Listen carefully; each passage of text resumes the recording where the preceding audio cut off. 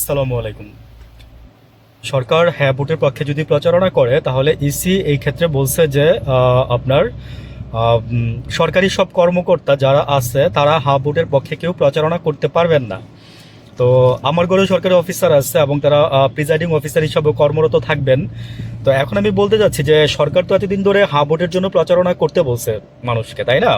তো হ্যাঁ ভোটের প্রচারণা করতে গিয়ে গত সপ্তাহখানেক আগে আপনার যখন তফসিল ঘোষণা, সরি, যখন নাকি আপনার এই, হ্যাঁ আচ্ছা, সপ্তাহখানেক আগেই বলি যে নাহিদ ইসলাম এবং কে যেন সাথে ছিল, দুজনকে শোকজ করা হয়েছিল নির্বাচন কমিশনের অফিস থেকে। তো ওইখানে রিজনটা ছিল যে আপনারা হ্যাঁ ভোটের জন্য প্রচার করতেছেন সরকারের পক্ষে। তো ওরা বলছে যে না, আমরা হ্যাঁ ভোটের পক্ষে প্রচার করতেছি না। এই ধরুন আমার একটা নিউজ আসছে, লাগলে শুনে নিয়েন, আমি এখানে সময় নষ্ট করবো না। তো সেটা হচ্ছে যে হ্যাঁ ভোটের পক্ষে যদি আপনি যদি সংবাদ প্রচার করেন, কিংবা যদি হ্যাঁ ভোটের পক্ষে যদি আপনি সরকারি কর্মকর্তা হয়ে যদি কোনো প্রচার প্রচারণায় লিপ্ত থাকেন, তাহলে সেটার জন্য আপনাকে 5 বছরের মানে ঊর্ধ্ব 5 বছর এবং নিম্নে 1 বছর জেল হইতে পারে, এবং অন্যান্য দণ্ডেও দণ্ডিত হইতে পারেন, অর্থদণ্ড দণ্ডিত হইতে পারেন।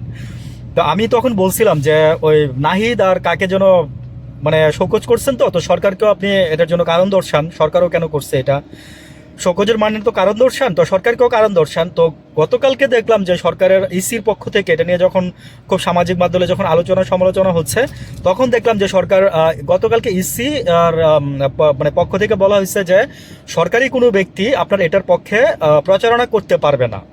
আমার লজিকে তো তাই ধরছিল, তাই বলছিলাম কথাগুলো যে সরকার কেন মানে পক্ষপাতিত্ব করবে, মানে কেন হয় কি জানেন, যে এই কথাগুলো ভালোর জন্য বলি, যে সরকার যদি কোনো একটা পক্ষ নিয়ে যদি পক্ষপাতিত্ব করে তাহলে হয় কি সেই জিনিসটা হালকা হয়ে যায়, সেই জিনিসটা ভ্যালুয়েবল থাকে না। আমি একটা কথা সবসময় বলি যে যেই কথাটা আপনি বেশি বলবেন, ধরেন আপনি কারোর কাছে টাকা পান, মানে আমি আমি এক্সাম্পলটা এমনিই দিলাম, অন্য কিছু ক্ষেত্রেও ধরতে পারেন।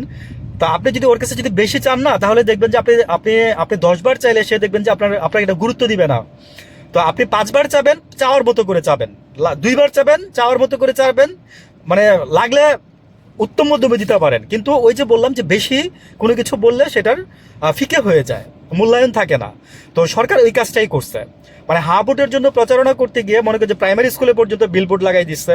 হ্যাঁ, তারপরে মনে করেন যে আপনার এই যে বড় বড় বিলবোর্ড লাগে, তো সরকার এটার পক্ষে আবার যুক্তি দাঁড় করাইছে। আমি গতকালকে একটা ভিডিওতে বলছি, বাট আমি বিস্তারিত বলতে পারি নাই। সরকার বলছে যে আমরা এটার পক্ষে বিপক্ষে জাস্ট মানে বুঝাচ্ছি মানুষকে, পক্ষে দিলে কি হবে, না না পক্ষে দিলে কি হবে। ভাই, এই পক্ষ পক্ষ না পক্ষ বিটের মানে ভোটের বিপক্ষে পক্ষে কিন্তু অনেক লোক আছে। তা আমি বলছি যে আমি হা ভোট দিব, আর আমি প্রচারণা করতে পারি বিকজ আমি এই ধরনের কোনো প্রতিষ্ঠানে নাই। ভালো থাকবেন সবাই, আসসালামু আলাইকুম।